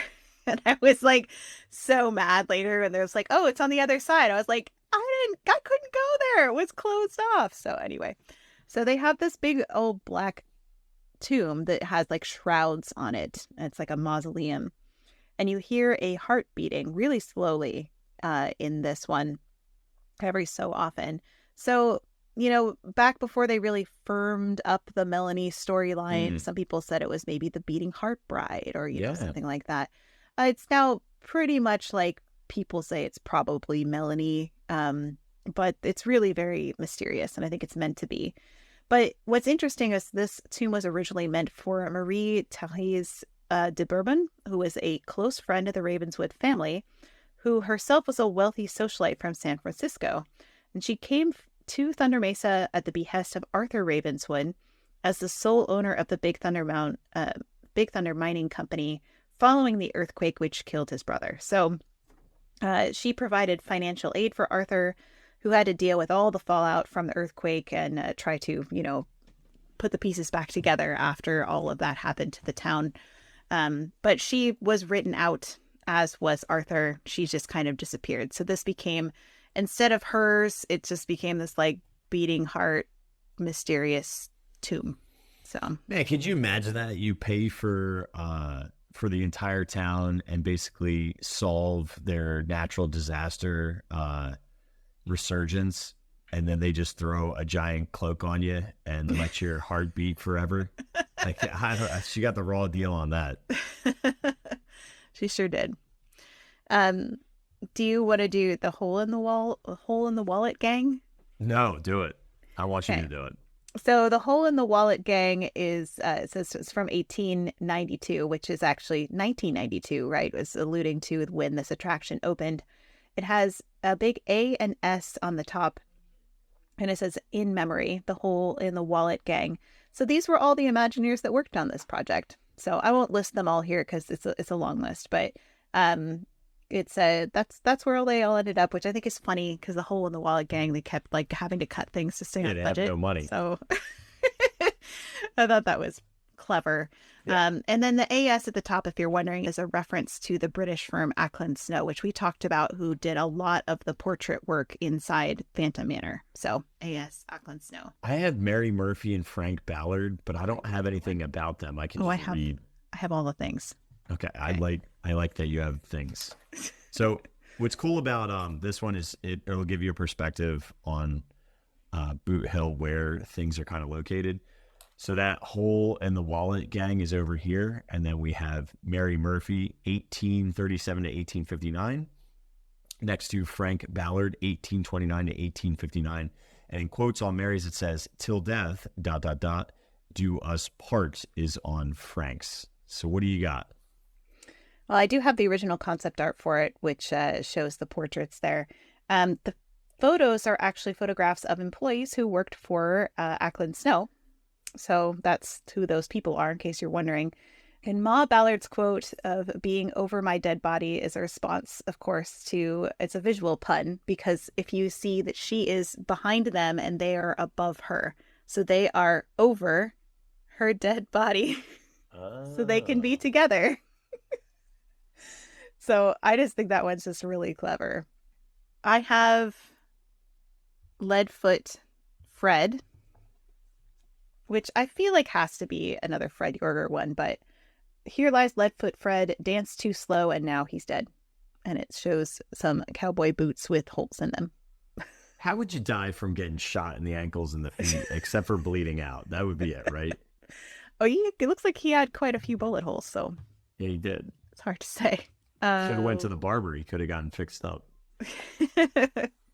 So there's one that says Shorty Smith and then 1862. And that is all it says is Shorty Smith. Okay, Which, I found a picture of it. Okay, so that's the pun in itself, is that it's extremely short because it's Shorty Smith. So this might have been inspired by the Julia Shrub tombstone that's outside of Disneyland's Haunted Mansion, which uses a really similar gag. And it says, "Julia Shrub, such a good sport. When people would tease her for being so..." You can't see her because I know. So short. Well, it doesn't say short. It just says "for being so." And yeah, it's great. That's the joke. Yeah. So this tombstone is actually a tribute to Imagineer Julie Bush, who's a leading landscape designer at Disneyland Park. So the tombstone was added to the graveyard during the 2016 refurb, but there's a little connection there between the two short tombstones. I have Red Hot Harry. He got hot, but he was slow, so he got put 6 feet below. Oh, yeah. Dakota... well, hang on. I can't read it. It's in French. It's Dakota Dick, but then it's all in French. I have the translation. Hanged October 17th, 1867. Shot January 18th, 1868. Stabbed December 18th, 1868. Poisoned May 21st, 1869. He'll be back. So the idea that he's just like keeps coming back. He's like the cat with all the lives. What's interesting about that is when you go into, again, the Gazette mentions him, and the Gazette physically is from, just to refresh your memories, is from April 30th, 2019. And at one point, the mayor is talking to a resident who runs into a woman who is walking her dogs and states that she just ran into Dakota Dick. And he was looking specifically, "The varmint staggered right on up to me, holding his stomach and asking if Doc Wasel was in town. Could hardly believe my eyes. He didn't look well at all. Says he's been poisoned again." I also have Barroom Benny, who's on some swinging barroom doors. Yeah, that's cool. It says, "Rest in peace, 1802 to 1866. Rest in peace, Barroom Benny. Seems he took one drink too many." That makes sense. I can do the miners. Yeah. 39ers. The 39ers. Miners, 39. These miners were told about digging too fast. They lost all their gold in a dynamite blast. And there's a pickaxe, a shovel, and then below are a couple of bundles of dynamite, sticks of dynamite. Yeah, and so this comes from some old drafts of the Phantom Manor backstory with the earthquake from 1860, which, killed Henry Ravenswood and created Phantom Canyon, was said to have been the result of a TNT blast coming from the mountain. So this is kind of a remnant from the early script that just kind of hung around, but it still makes sense because they're near Big Thunder Mountain Railroad and there's still dynamite tied into all these storylines. So this one is Jacques Schrillman, and this one is in French. He is lynched by a bunch of music lovers. He says a wrong note was his end. May 9th, 1865. So he didn't play the right note and people didn't like it. Oh, and we did B. Arnold. And he says, cold is my bed, but oh, I love it. For colder are my friends above it. It's dark. Yeah, I would say. I also have one that's Shotgun Gus. This makes me chuckle. It says, here lies Shotgun Gus, holier now than all of us. It has little shotgun holes all over it. That's good. I think that's most of those ones. There was one that used to be there, though, that doesn't exist anymore. And that is because of the earthquake that hit Thunder Mesa. A whole bunch of graves fell into the water. Okay. So there used to be these down into the rivers of the west there. So you can see here, there's one that was called Pegleg McBrogue, the River Rogue. Walk the plank and sank. The irony of this is that he was Pegleg, right? So there's river pirates that set up camp down the river. Even 6 feet underground, he still fell in the water. Like he kept falling in the water his whole life. So the idea of Pegleg, of course, comes from Pegleg Pete. If we look back in Disney history, I went down a mini rabbit hole with this. The name of Pete was from the Alice comedies, of course. In Alice Solves the Puzzle from February of 1925, and he was actually called Bootleg Pete back then. Then he was depicted, of course, in Steamboat Willie in 1928 as a captain with a wooden leg. And eventually he lost the wooden leg and grew back his leg and then just had 2 legs. So that changed over time. But Pegleg Pete is a little nod to that. And River Rogue is actually named after an attraction that is extinct at Disneyland Paris. Because if it looks familiar to you, it's like the Mike Fink keel boats that we used to have. But they were called River Rogue keelboat attraction that operated until 2010 in Disneyland Paris and no longer operates. Likely because, if you remember, the one in Disneyland actually capsized because it was top heavy. And it took a few years until, I want to say it's 2007, when Disney World did away with theirs as well. And eventually it made it over to Paris, and they just decided it was not economical to keep using it, or they're like, hey, all these other ones closed because this maybe is not a safe attraction, and they closed it there too. I have one that's on the ground. Was that Valentine? Oh, yeah. Mm-hmm. And it says, Di Le Desor say. Sorry, I'm reading it upside down and it's in French. I'm terrible at it. Is it Le Dessauce? Le Dessauce. Le Dessauce. Le Dessauce. We're both wrong. Yeah. This is saying Olaf the Boneless. I don't know if that's true, but that would be Boneless. Good. What is it? Ivar the Boneless was a historic, Viking. Okay. Mm-hmm. I have the words for that. It's the boneless, here lie the pieces of a broken man. And so it's really unclear about how he's broken. Why was he boneless? But we do see on the bottom, the gravestone is broken. Whew, there's a lot of people in here, and they wanted to put more. Mm-hmm. Crazy. Yeah, I don't have any other. That's it. That's all I got. Does that mean we did it? We made it all the way through the Phantom Manor? Hopefully you don't feel like you died and we're buried here. This is a long one to finish it, but we had to finish it. Yeah, we were so had close. To wrap it up. Yeah. No, but this has been really fun series to dig into. The history of this is so intricate. I hate this series because I need to go to Paris now. And I didn't realize how badly I need to go to Paris just for this attraction and for Big Thunder. Yeah. Big Thunder, I will never see any of the other Big Thunders the same after going on that one. I was like, it's so good. It's just so good. As Tony Baxter said, you finally got to get it right. It has spoiled me for all other Big Thunders forever. Mm-hmm. But yeah, for this Phantom Manor, I really enjoyed.